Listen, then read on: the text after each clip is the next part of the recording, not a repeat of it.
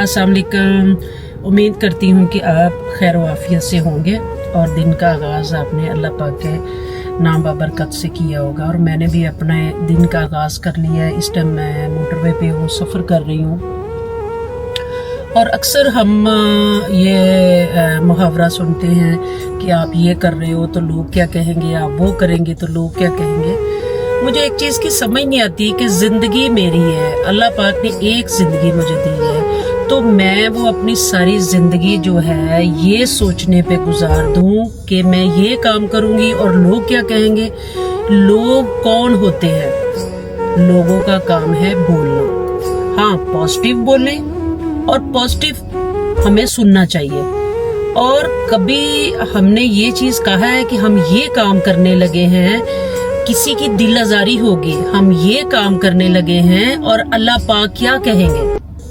हम ये करने लगे हैं, हमारी फैमिली क्या कहेगी। नहीं, लेकिन हमारी एक आदत है कि हमने हमेशा उंगली सामने वाले की तरफ उठानी है और ये नहीं सोचना कि 3 उंगलियां जो है वो हमारी तरफ भी उठ रही हैं। तो खुदारा दूसरों की ज़िंदगी में दखल कम दें और अपनी ज़िंदगी को आगे बढ़ाएं।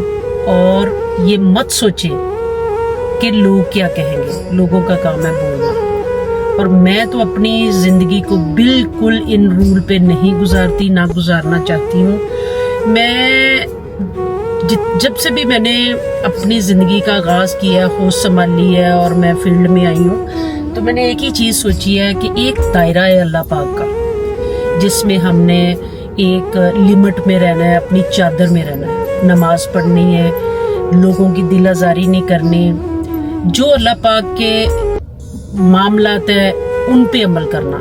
दूसरा, दुनिया पे मैं अहमियत देती हूँ अपनी फैमिली को, कि मेरी फैमिली, ये मैं काम करूँगी तो मेरी फैमिली की दिल आज़ारी होगी। लिहाजा मेरी लाइफ में लोगों की गुंजाइश नहीं है। जो पॉजिटिव बोलेंगे मैं उनका वेलकम करूँगी। तो आप सबसे भी मैं उम्मीद करती हूँ कि लोगों की बातें सुने बगैर आगे बढ़े, अपनी ज़िंदगी का एक एम बनाएं और उस एम के मुताबिक